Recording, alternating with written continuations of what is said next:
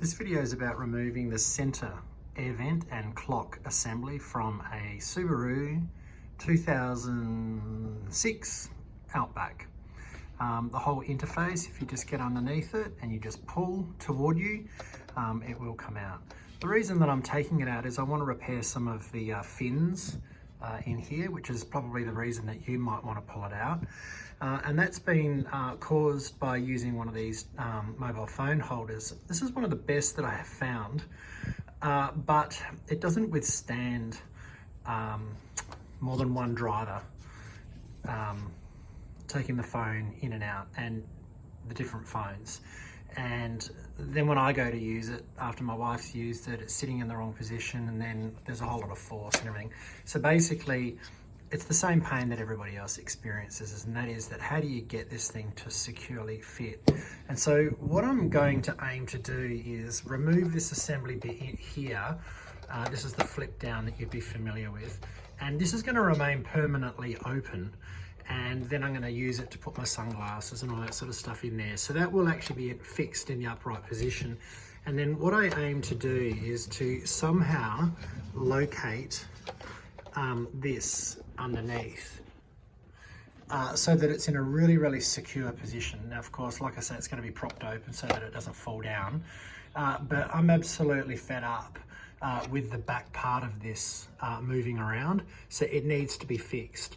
So I need to work out how I'm actually going to fix this part here to underneath there. So the first thing that I need to do is take this part out so that I can actually work with that surface without the rest of it being in the way.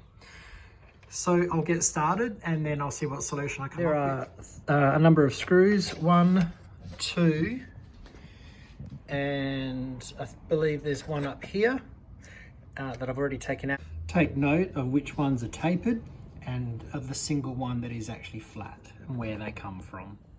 So I've decided that I'm actually going to screw it to the flap on the little compartment. I'm actually going to drill through using these nice black screws. Now there's a fair bit of depth there, so I'm going to do two screws here, and I'm going to countersink them because I need to get a bit of bite on this here, but obviously I don't want to come through. That's about 9 mil. These are 15 mil screws. So yeah, I'm going to have to countersink into this.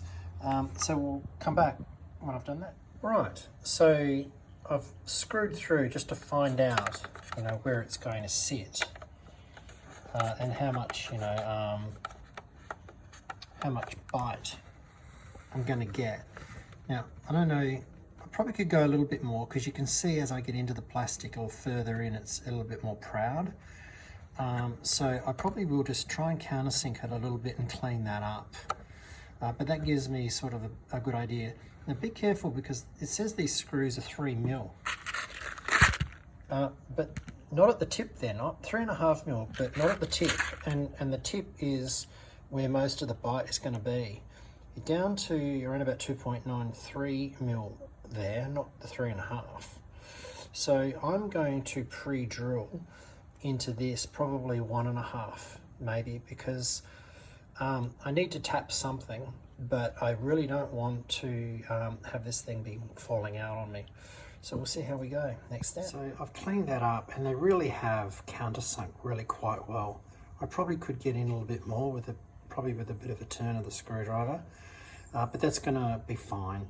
Look, I know that screwing into your car, look, I don't even like it myself. But look, I don't think you're gonna know how I did this by the time I'm finished. Let's see if that's true. Right, so what I thought was a solid object isn't. This is a fascia and there's an air gap in here. So my stomach sunk. When it went through, I thought I drilled through the whole thing, but I hadn't. So I've decided to tap those with the screw beforehand so that it takes to it and it doesn't fight me. And it should be now just a nice clean install. Okay, so I've managed to screw that on. And it's sitting quite flush. All I need to do now is do a prop to keep this door open somehow, because the weight of the phone is obviously going to pull that down. So what I've done is I just found this tin fascia. It was for an old broken CB radio, and then I've just cut out a L shape here, and then I can adjust the height slightly just by bending this. And where I've cut, just put the shiny side there and then the dark side out.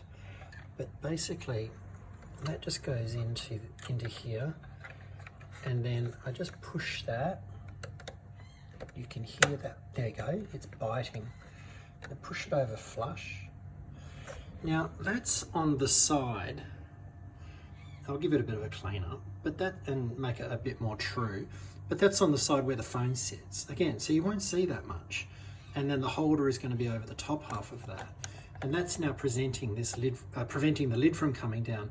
Now I was going to actually run a screw just where you see the R, drill straight through that. And that would have definitely locked it. And I know that I could have done that because there's a huge cavity in there. But what it means is that if I did pass the car on to someone else or change my mind, I've got to pull the vents out to make this flap work again. Whereas with this method here, I don't. And look, when I find a piece of fascia that is actually a little bit better, it looks worse on video, trust me, I'm actually going to replace it and make it look a little bit nicer. So far, so good. All right, so here we go. Here's the finished product. So this is the way it's gonna be in the car, obviously. And I've got it here. Let's have a look at the side profile there. That's a TV under repair that you can see in the background there if you're trying to get depth of vision and lock onto things. So that is all just sitting really nice. That's not coming down. This is nice and solid. I've done up the collar to it, and you just tighten that after you've adjusted it. But look, you know, I'm holding it and turning it. That is now going to be a decent phone holder for pretty much any size phone, and it's going to be able to handle what we throw it at now.